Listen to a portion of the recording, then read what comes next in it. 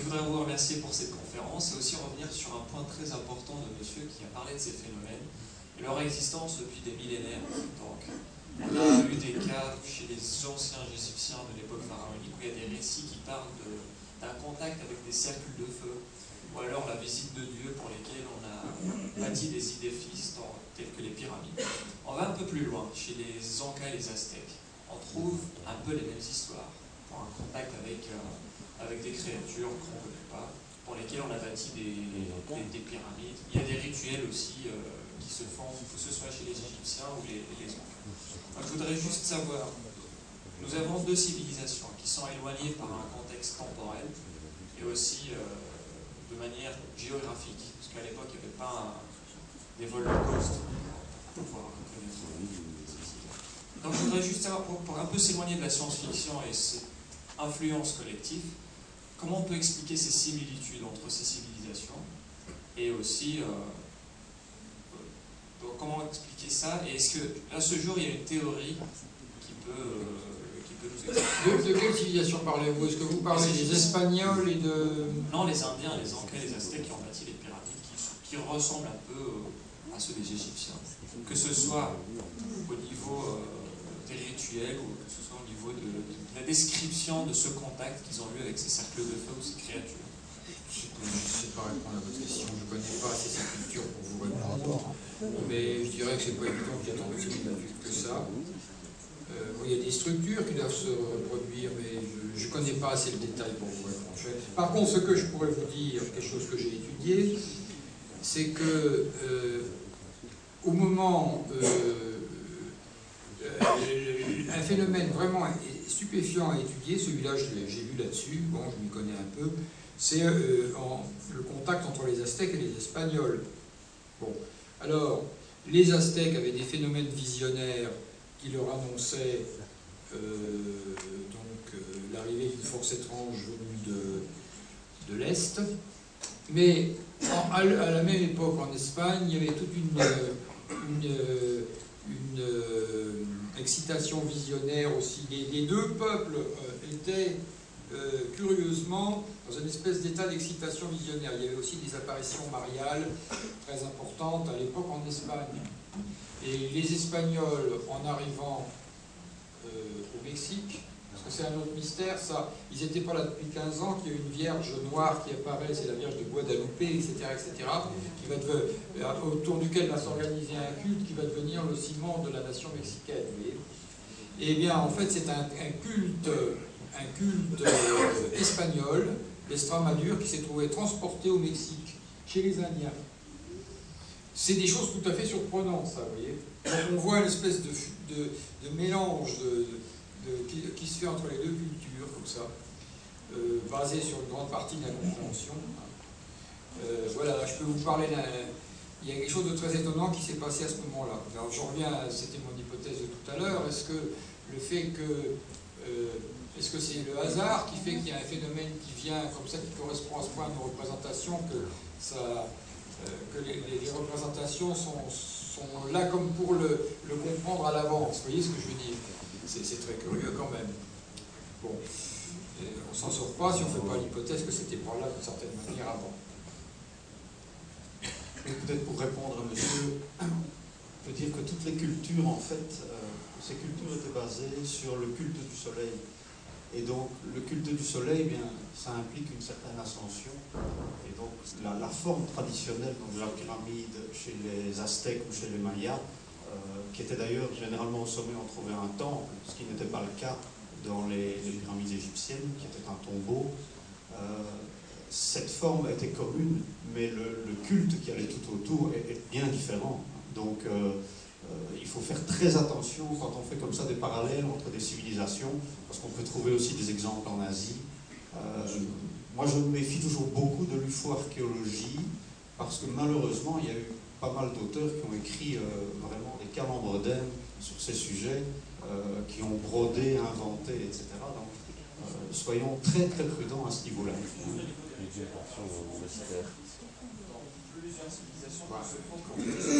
Tous les peuples, tous les peuples qui ont une notion de religion qui adore un dieu, font des sacrifices. C'est commun à toutes les civilisations. Ça fait partie des structures. Et les structures qui sont communes, bien c'est dû à simplement une idée d'élévation. Voilà, une structure de l'esprit qui imprime leur marque à tout ce qu'elles font, pour leur exprimant une structure qui soit matérielle. Nous sommes tous de la même race de toute façon, donc... Mais à partir de là, il peut y avoir une variété infinie.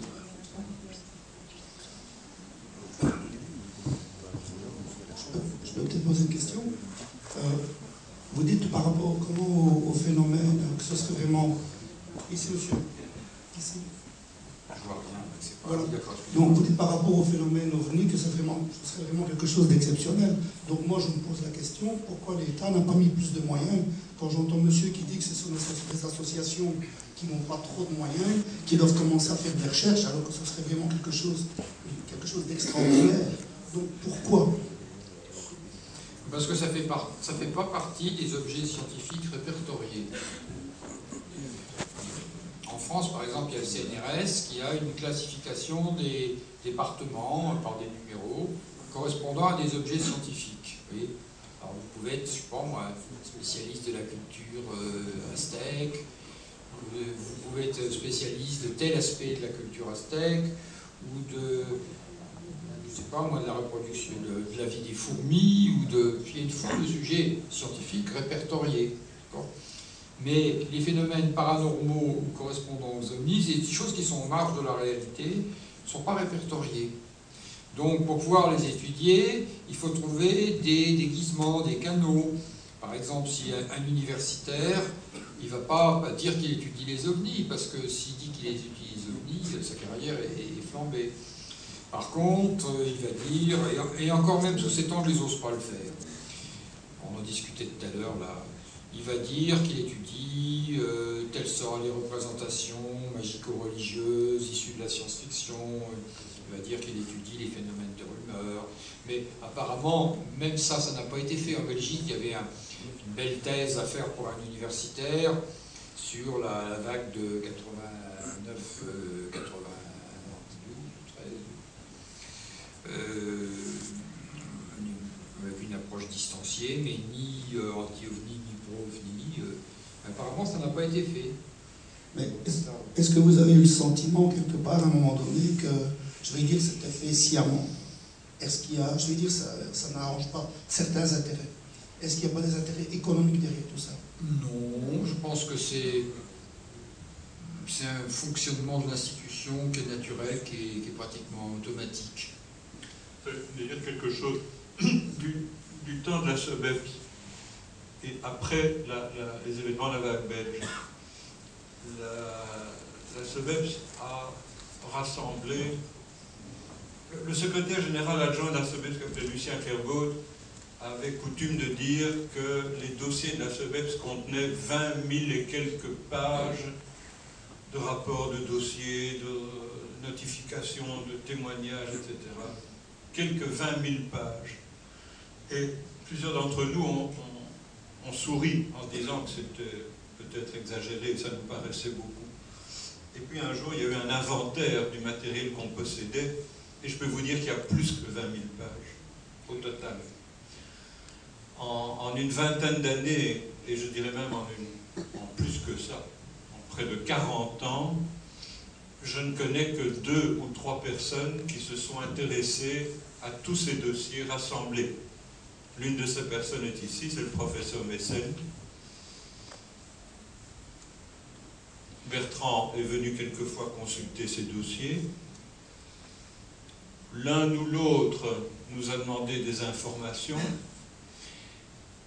mais ça s'arrête là.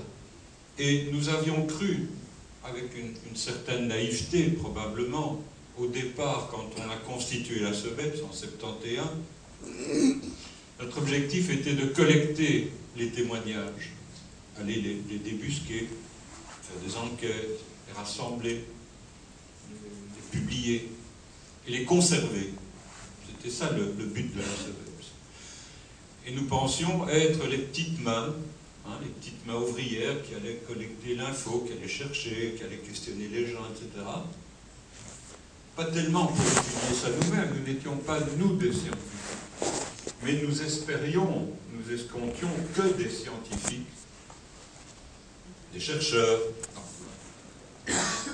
diverses disciplines allaient nous s'intéresser au matériel collecté et allaient nous dire, voilà, nous allons prendre ça en charge, nous allons travailler là-dessus.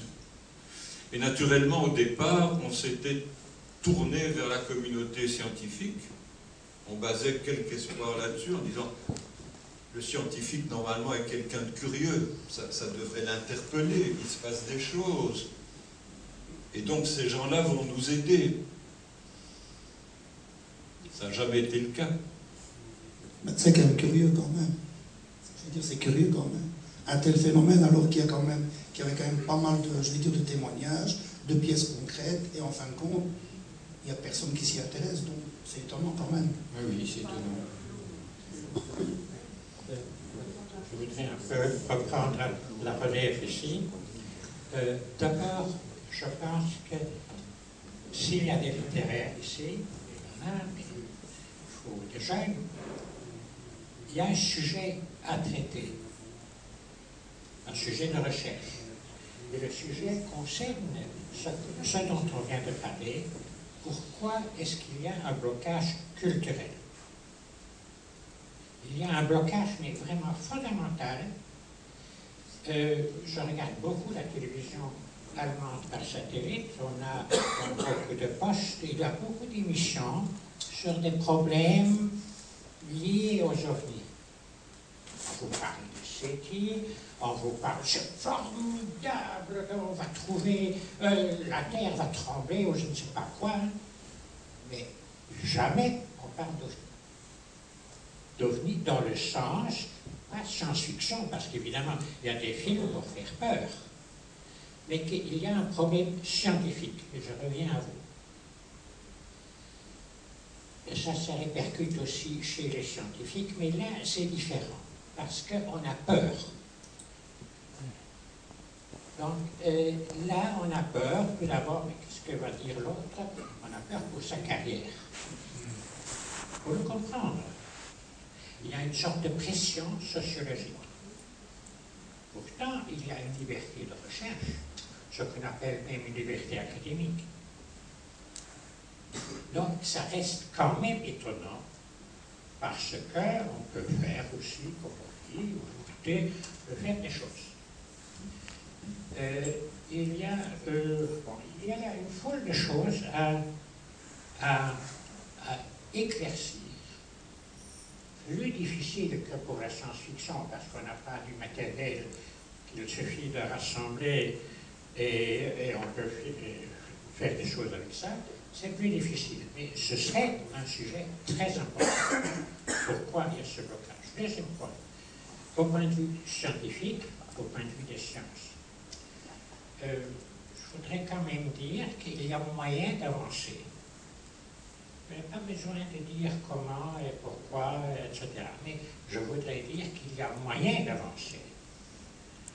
Et depuis le début, 1972, on est en Belgique, on peut dire 1972, c'était pour moi, d'abord pour moi, la question, mais est-ce qu'il y aurait un moyen d'expliquer la progression en partant des lois physiques? Et il y a une voie, et alors on travaille là-dessus, et ça prend beaucoup, beaucoup d'années. Mais on avance. Ça, c'est la seule chose que je vais vous dire là. Deuxième question, s'il y a des scientifiques ici, hein, c'est possible, un jeune, parce que un seul qui serait ici et qui prend ça au sérieux comme une préoccupation de base, eh bien, ça pose des tas de questions. Des questions d'un type nouveau. Et je crois que les sciences vivent des questions qu'on se pose. Je prends un exemple. Les ovnis, avec leurs caractéristiques, ils volent ici, ils ne prennent pas de l'essence. Hein. Mais d'où vient leur énergie? S'ils viennent d'ailleurs, comment est-ce qu'ils traversent l'espace interstellaire? Rien que cela. J'ai des éléments de réponse très, très progressivement et qu'on doit constamment contrôler. Mais ce que je veux dire pour l'instant, ce sont des questions importantes, fondamentales, peut-être fondamentales pour l'avenir de l'humanité, parce que, au point de vue énergie, on n'est pas bien lotis pour s'en sortir, ne fût-ce que pour des milliers d'années. Alors, si eux, les extraterrestres éventuels, ont une solution, il serait intéressant de poser des questions là-dessus. Donc, peu importe les solutions, ce qu'on est en train de faire, ce qui est important à dire, c'est qu'il y a moyen et que c'est intéressant à faire du point de vue scientifique, sciences fondamentales et sciences appliquées.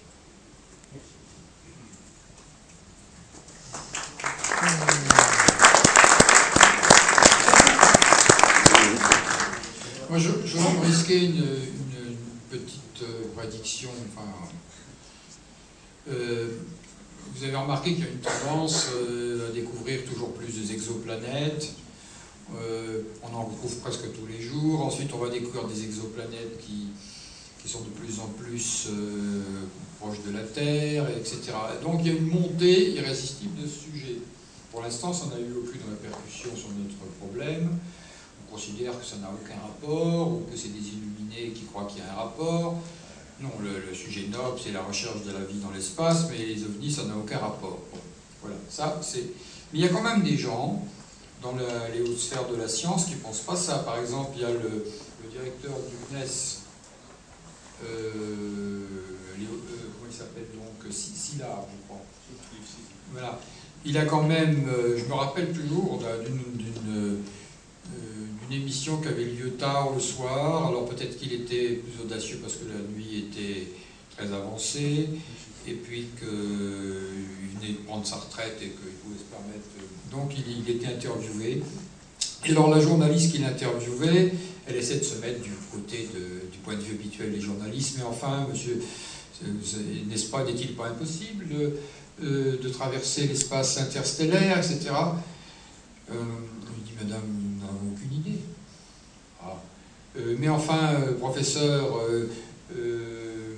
est-ce qu'avec toute la science qu'on a, on ne pourrait pas imaginer la forme que prendrait pour nous une civilisation extraterrestre, à quoi elle ressemblerait?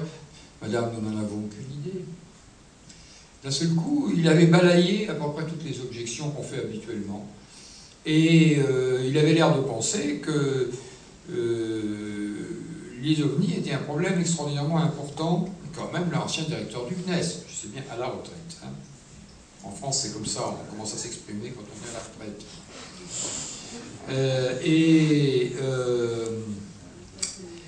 Voilà, donc ma prédiction, moi je suis à la retraite, mais ça n'a aucune importance parce que je n'étais pas scientifique. Mais ma prédiction, c'est au fur et à mesure que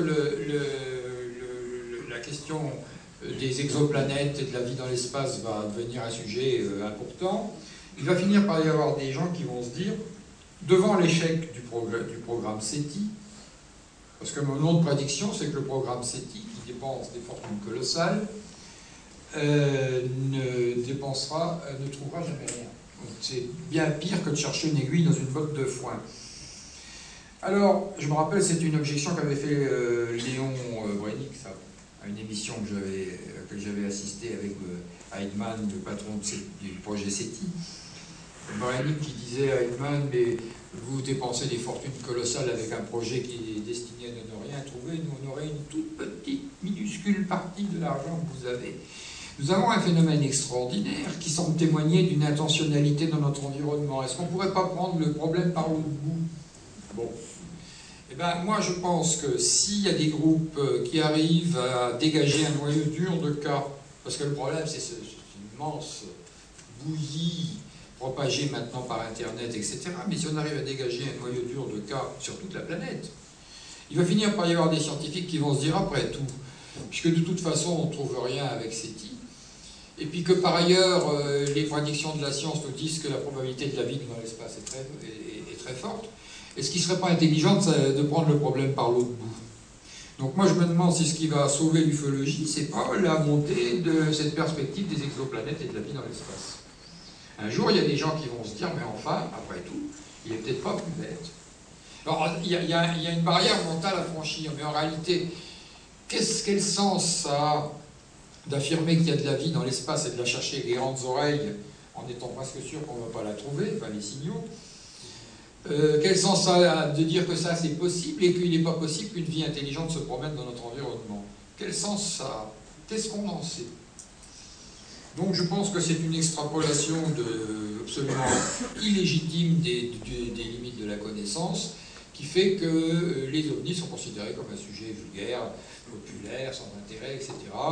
Alors que l'exobiologie, ça c'est de la grande belle science. Bon, peut-être c'est les deux branches d'une même science. Voilà, c'est ce que... Mais ça prendra encore du temps, à mon avis. Ça prendra... Puis à condition qu'il y ait, je vous dis, qu'on arrive à dégager peu à peu un noyau de cas de toute cette gangue. De chaque pays et des groupes qui soient capables de produire un noyau dur qui réunit à tous les autres noyaux durs. Par exemple, qu'est-ce qui se passerait si aujourd'hui, bon, il y a le GEPAN français qui a commencé la tendance, ensuite il a été suivi par les Anglais, puis par les Néo-Zélandais, je crois, puis, enfin bref, tous les pays occidentaux vont en faire autant, sans doute les Russes. Il faudrait faire une sorte de comité qui engloberait, qui reprendrait toute la partie des cas vraiment solides étudiés dans chaque pays, pour faire les comparaisons, etc., et commencer à essayer d'établir quelque chose de solide avec ça. Est-ce qu'on y pense? Est-ce que c'est en train de se faire, ça?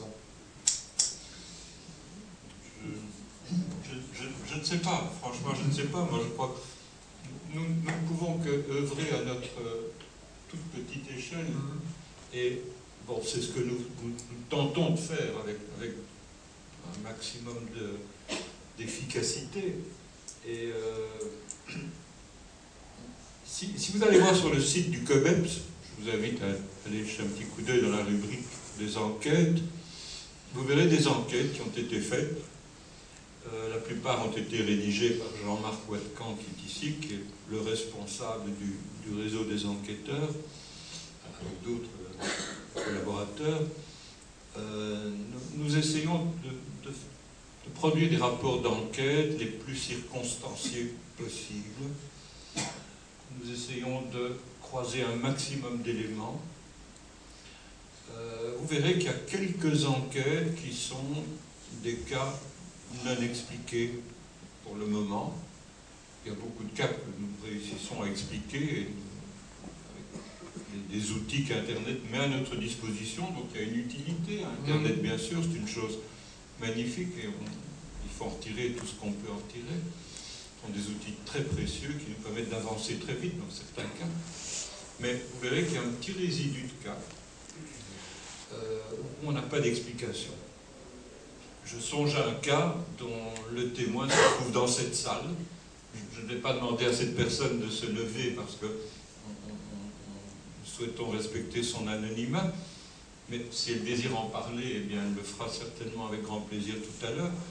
Donc c'est un cas qui s'est déroulé à Angis, près de Liège, l'an dernier. Donc vous voyez que c'est très récent. C'est un cas que nous avons enquêté longuement. Vous trouverez tous les détails sur le site du COBEPS. Eh bien, c'est un cas pour lequel nous n'avons pas d'explication pour l'instant. Ça reste non identifié. C'est un superbe, gigantesque triangle qui évoque les triangles de la vague belge des années 89, 90, 91. Mais ça s'est produit l'an dernier. Alors, ce rapport est très détaillé et nous avons l'ambition d'en publier d'autres, parce qu'il y a d'autres cas qui sont dans nos dossiers.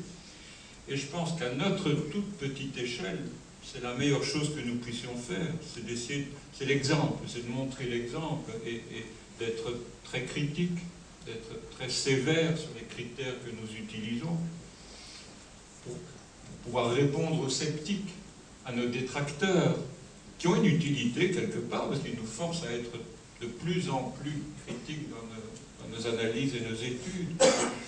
Et nous ne pouvons faire que ça. je le dis très souvent en blaguant, mais nous n'avons pas plus de moyens qu'une équipe de Boy Scouts, et c'est vrai. Donc c'est la rigueur, c'est le travail sur le terrain, c'est un travail fort ardu, hein, c'est fort ingrat, mais nous n'avons pas d'autres moyens d'action. Et je pense que si ça pouvait se multiplier, évidemment, et si on peut arriver grâce à Internet et grâce à d'autres outils à croiser toutes ces infos, je crois qu'un jour on va arriver à quelque chose, parce qu'il y a une masse d'informations, il y a énormément d'informations. Sur la Terre, oui. Ah, oui. Il y a beaucoup, beaucoup, beaucoup. Le gros problème étant de séparer le bon grain de l'ivraie, évidemment, et bien sûr, il y a une masse de déchets qui est énorme, ça c'est clair. Je ne dis pas que tous les cas qui se produisent en Belgique sont des cas non identifiés, ovnis, typiques, tels qu'on imagine. Il y a beaucoup de confusion aussi, mais nous apprenons à les identifier très rapidement et à pouvoir séparer les choses. Il y a ce résidu, et depuis qu'on parle d'OVNI, d'UFO, de soucoupes volantes, depuis qu'il y a des commissions d'enquête, eh bien, il y a beaucoup de déchets, c'est clair, et il subsiste toujours un noyau dur. Ça reste non expliqué. Il faut continuer, c'est ce qu'on essaye de faire très, très, très modestement.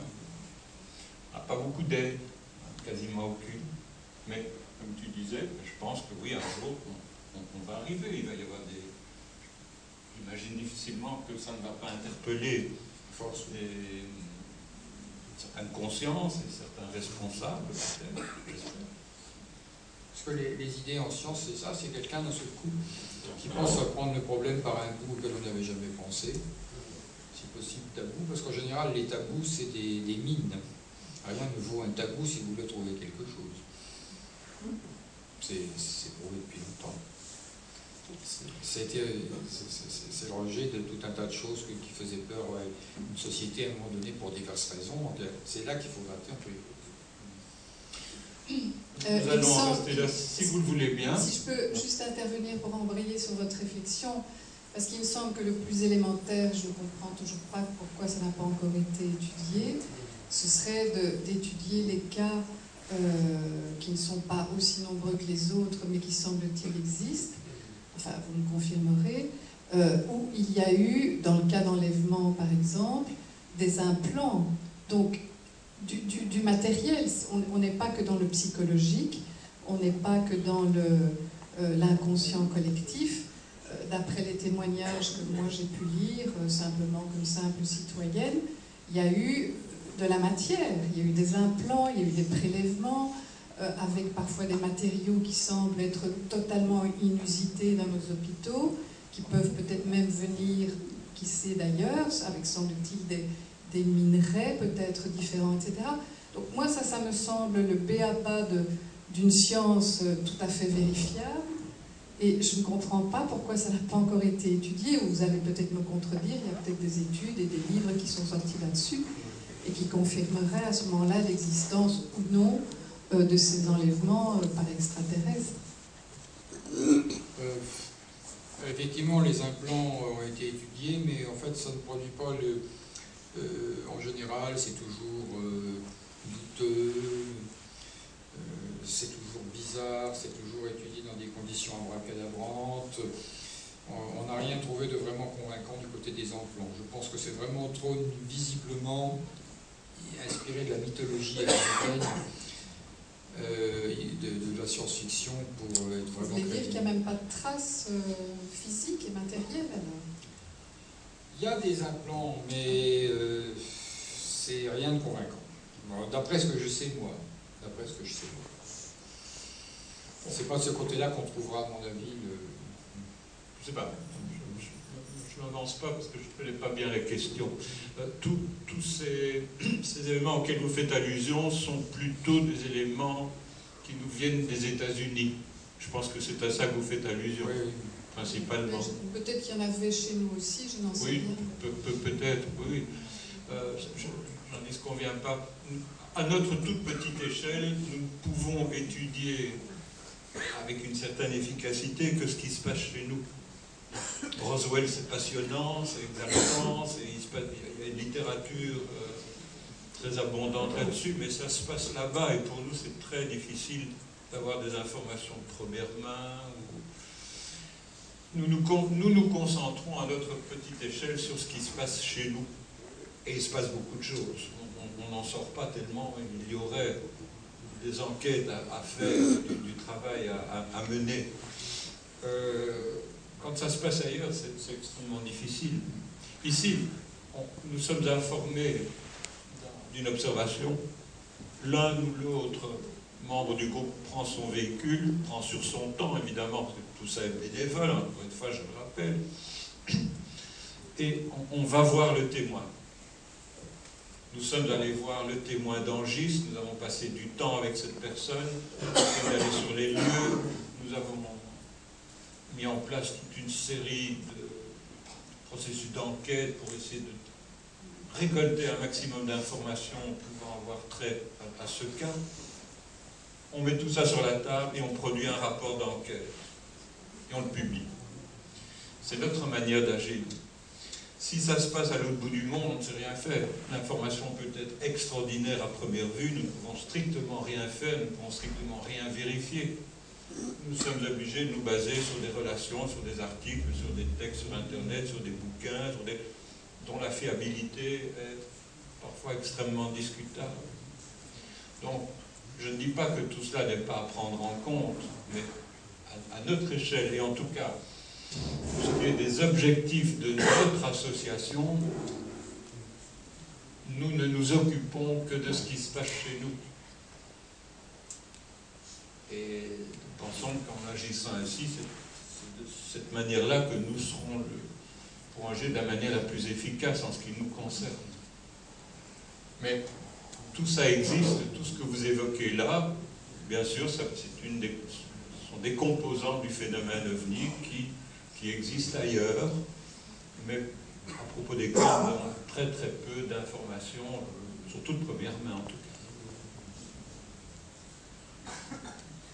Si vous le voulez bien, je vous propose d'en rester là, et nous poursuivrons avec grand plaisir les discussions au bar et dans la salle d'exposition. Merci beaucoup.